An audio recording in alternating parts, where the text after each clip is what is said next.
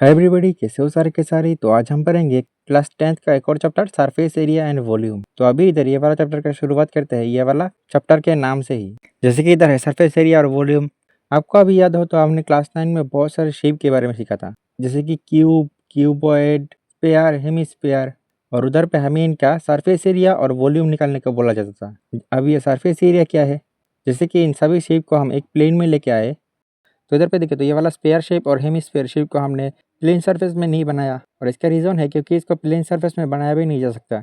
लेकिन इसको क्यों नहीं बनाया जा सकता, ये क्वेश्चन हम छोड़ देते हैं, क्योंकि ये क्वेश्चन तो हमारे एग्जाम में कभी नहीं पूछा जाएगा। तो इसे समझ के बेकार का टाइम वेस्ट क्यों ही करे। बात तो सही है। दौड़ना तो पड़ता है। अच्छा, इसके बाद इस शेप में देखे तो ये वाला क्या स्क्वायर है। तो अगर स्क्वायर का इस साइड का लेंथ ए है और इस साइड का लेंथ भी ए है, तो फिर इसका एरिया होगा ए स्क्वायर। वैसे ही ये भी एक स्क्वायर है, इसका भी एरिया होगा ए स्क्वायर। तो फिर इसका भी एरिया होगा ए स्क्वायर, इसका भी एरिया होगा ए स्क्वायर, इसका भी एरिया होगा ए स्क्वायर, और लास्ट में इसका भी एरिया होगा ए स्क्वायर। तो अभी 1 2 3 4 5 6 सभी को मिला दे तो 6 ए स्क्वायर। तो जैसे कि इधर फॉर्मूला आ गया है, surface area of cube equal to 6 a square. वैसे इधर पे वॉल्यूम का बात करें तो देखो तो इसका वॉल्यूम का मतलब है इसका वो क्यूब बनाने के बाद क्यूब के अंदर में जितना जगह होगा वो होगा इसका वॉल्यूम। और इसको निकालने के लिए फॉर्मूला ऐसा बनाया गया है कि ये वाला लेंथ जिसको ए लेते हैं, ये वाला ब्रेथ जो कि ए ही होगा, क्योंकि क्यूब का हर एक साइड समान होता है। और ये वाला हाइट ये भी ए ही होगा। तो फिर वॉल्यूम होगा ए, मतलब कि ए क्यूब। वैसे इस तरीके से देखें तो बहुत सारे लॉजिक का यूज़ करके इधर पे ये सब बाकी सारे फिगर्स का भी सरफेस एरिया और वॉल्यूम का फॉर्मूला बनाया गया है।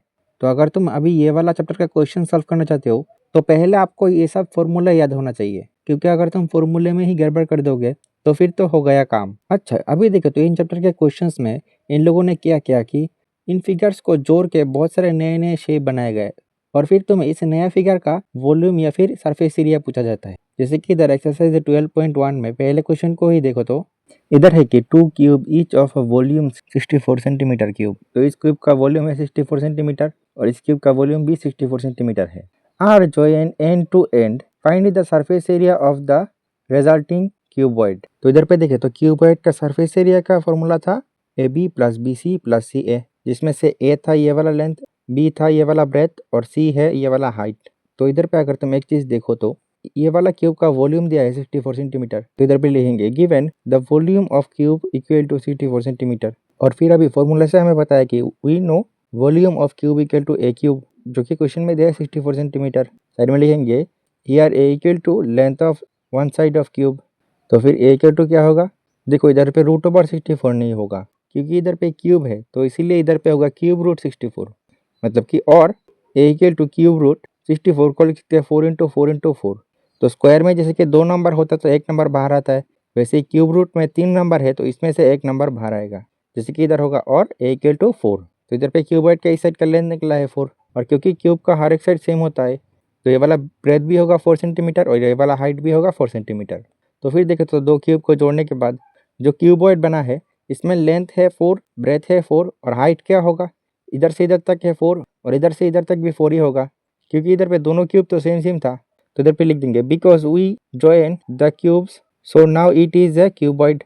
सो surface area of cuboid equal to a B plus B C plus C a equal to ये वाला लेंथ ए है 4 इंटू ये वाला ब्रेथ बी है 4 प्लस बी का वैल्यू है 4 इंटू ये वाला हाइट होगा 4 प्लस 4 मतलब कि 8 प्लस सी का वैल्यू है 8 इंटू ये वाला लेंथ ए है 4। फिर इक्वल टू कैलकुलेशन करोगे तो 160, और क्योंकि ये एरिया है तो यूनिट होगा स्क्वायर में, जैसे कि इधर सेंटीमीटर है तो सेंटीमीटर स्क्वायर। उसके बाद क्वेश्चन 2 में देखे तो इधर है a vessel is in the form of a hollow hemisphere and mounted by a hollow cylinder. The diameter of the hemisphere is 24 centimetre and the total height of the vessel is 13 centimetre. Find the inner surface area of vessel. तो इसमें देखे तो पहले हमें इस cylinder का surface area निकालना पड़ेगा और फिर इस हेमिस्फीयर का सरफेस एरिया निकालना पड़ेगा। लेकिन इधर पे एक चीज़ देखो, इन दोनों को जोड़ने से इस सिलेंडर का ये वाला सर्कुलर पार्ट और इस हेमिस्फीयर का ये वाला सर्कुलर पार्ट आपस में जुड़ जाता है, जिसके वजह से ये जो नया शेप बना है इसके सरफेस एरिया में वो दोनों सर्कल का एरिया नहीं ऐड होगा। इसीलिए इस शेप का सरफेस एरिया निकालने के लिए हमें सिलेंडर में से इस सर्कल का एरिया जो कि होगा पाई आर स्क्वायर माइनस करना पड़ेगा, वैसे हेमिस्फीयर से ये वाला सर्कल का एरिया माइनस करना पड़ेगा जो कि होगा पाई आर स्क्वायर। तो अभी देखें तो ये वाला एक नया फार्मूला बन गया और ये वाला भी एक नया फार्मूला बन गया। तो इस तरीके का फॉर्मूले को एक नया नाम दिया गया है, जैसे कि कार्व सरफेस एरिया, या फिर शॉर्ट फॉर्म में CSA। तो ये होगा CSA ऑफ सिलेंडर, और ये हो गया CSA ऑफ, और ये वाला हो गया CSA ऑफ हेमिस्फीयर। तो फिर अभी देखें तो एरिया निकलने के लिए हमें इधर हमें R का वैल्यू मालूम होना चाहिए, और एज मतलब कि सिलेंडर का हाइट का, तो इधर लिखेंगे here diameter of the hemisphere is 24 centimetre. तो फिर सो रेडियस क्या होगा 24 का हाफ मतलब कि 7 सेंटीमीटर।